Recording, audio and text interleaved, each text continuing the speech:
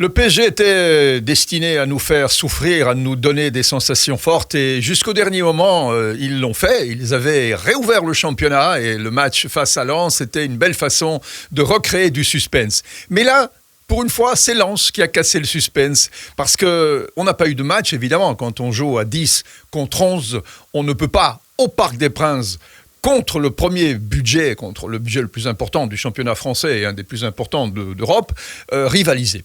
Alors, évidemment, Lens, pendant 20 minutes, a montré qu'ils sont capables de faire souffrir n'importe quelle équipe avec un système de jeu qui est très agressif. Et c'est à cause de ça aussi qu'à la 20e minute, 19e plus ou moins, Samed a fait ce qu'il ne faut pas faire.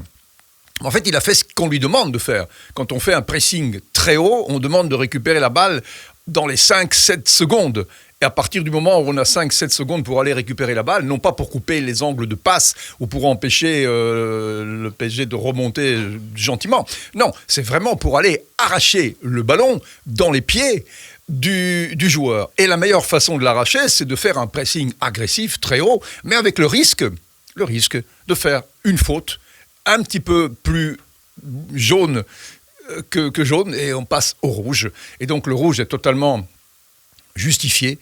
Et on ne discute pas une seconde. Le rouge, c'était du rouge. Hakimi, il peut perdre une cheville, il peut s'arrêter de jouer pendant 6 mois. C'est totalement inadmissible. Mais ça fait partie du système. Ça fait partie du système quand on veut presser si haut et arracher le ballon et qu'on a quelques secondes pour le faire. Les consignes sont claires. Il faut aller manger le ballon. Sauf que, il ne faut pas manger le pied.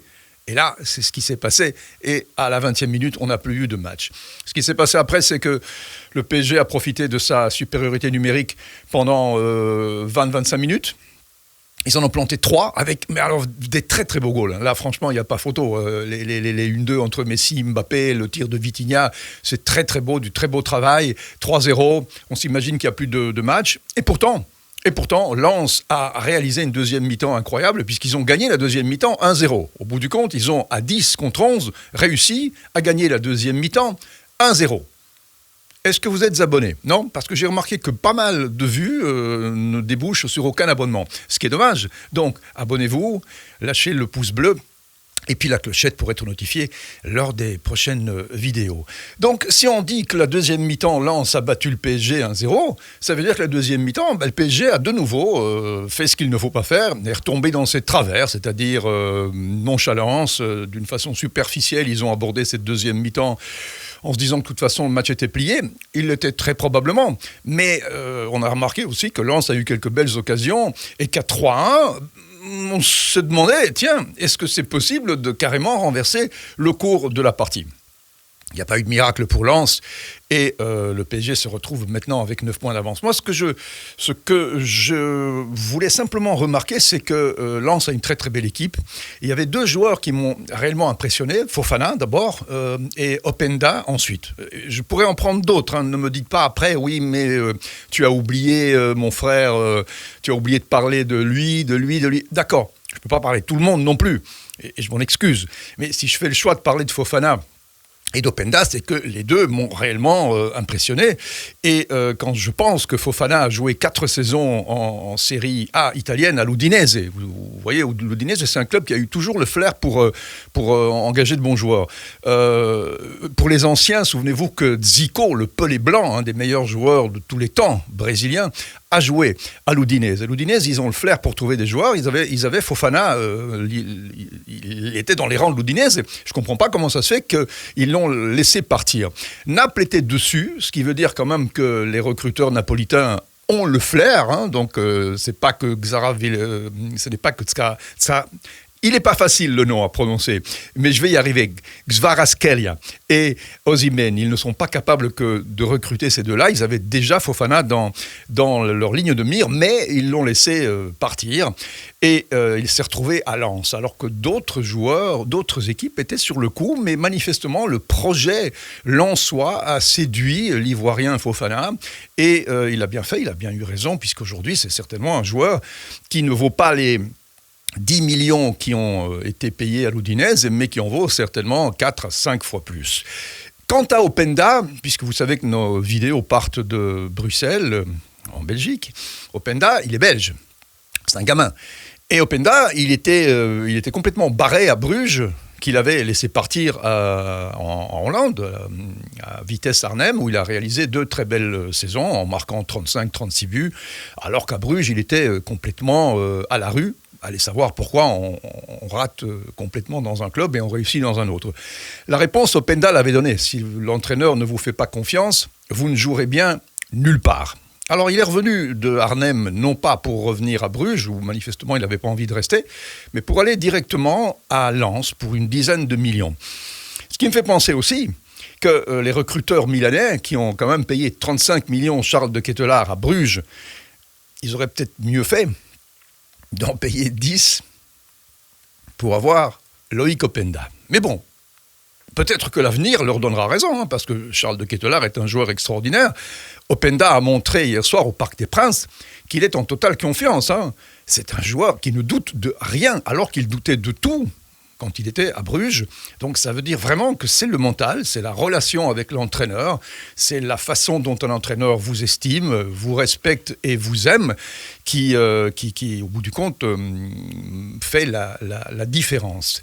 Openda, il a même à un moment donné, je ne sais pas, en deuxième mi-temps, si vous voyez, il est droitier, il essaye même une volée du gauche sans y penser. Il est tellement convaincu que tout va lui réussir qu'il essaye tout. Même une bicyclette à un moment donné, c'est incroyable. Ça, c'est un joueur qui est phénoménal et qui va certainement être sous les projecteurs et va probablement intéresser les clubs anglais qui, eux, adorent ce genre de joueurs spectaculaires, rapides et puissants et qui ne doutent de rien. Parce qu'au bout du compte, un attaquant, si le moindre doute s'installe, eh bien, c'est foutu. L'attaquant, il est muet. Le PSG, donc, est peut-être maintenant certainement champion. Lens, je l'espère, parce qu'il le mérite d'être dans les 3 premiers pour accéder à la Champions League. Et si le PSG est rassuré et soulagé, je ne pouvais pas terminer cette vidéo sans vous parler très très peu, mais un petit peu quand même, de Galtier, qui lui n'est pas soulagé, qui lui est sous la menace de certaines personnes qui se sont carrément autorisées de le menacer de mort, carrément. Et moi, je suis quand même incroyablement surpris que 5000 personnes aient proféré des menaces de mort. Qui sont ces 5000 personnes pour proférer des menaces de mort, qui ont le pouvoir de dire à quelqu'un « tu mérites la mort », alors que rien pour l'instant ne permet de juger Christophe Galtier. C'est une affaire qui va être certainement jugée, qui va mériter une enquête, et cette enquête montrera le pourquoi des choses, la vérité des choses, et on ne peut pas condamner quelqu'un avec des « il paraît » ou « il paraîtrait » ou « apparemment », je pense que ça ne suffit pas. La seule chose que je voulais simplement vous faire remarquer, mes frères, mes sœurs, mes cousins, mes cousines, c'est que dans beaucoup de pays, vous savez que nos vidéos partent de Bruxelles encore une fois, dans beaucoup de pays, ce problème n'est pas aussi exacerbé qu'en France. J'ai comme l'impression que cette question du racisme, des relations entre communautés est très mal vécue en France et que certains veulent peut-être l'instrumentaliser en faisant rentrer dans le foot, qui est une caisse de résonance incroyable, qui est vraiment une caisse de résonance universelle, en faisant rentrer dans le foot les bactéries, les microbes, les virus de la société. Voilà. À l'intérieur du stade, on finit par faire rentrer des problèmes de société qui n'ont rien à y faire.